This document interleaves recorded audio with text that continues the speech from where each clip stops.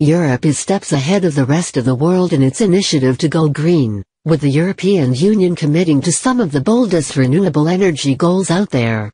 At present, its current goal is to source at least 27% of final energy consumption from renewable sources by 2030.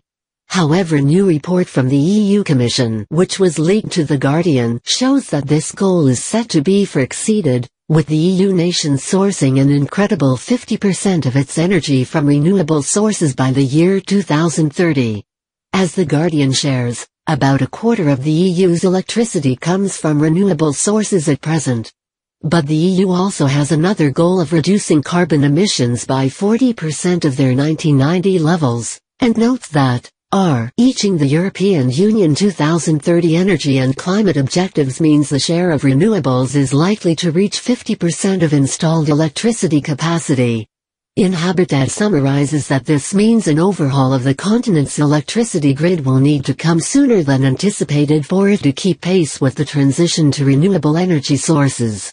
In addition, the Commission's report calls for intraday cross-border power trading between countries so that renewable energy can be instantly dispatched to meet demand, without the need for storage. The Commission does note, however, that EU nations have made their own sustainable energy targets, ranging from 10% in Malta to 49% in Sweden.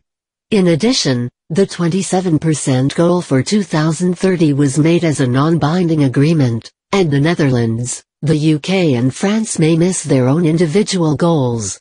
Oliver Joy, a spokesman for the European Wind Energy Association, spoke to The Guardian and called on the EU to establish a governance system to prevent some EU nations from falling behind those countries, such as Germany, who are forging ahead on with the transition to renewable energy.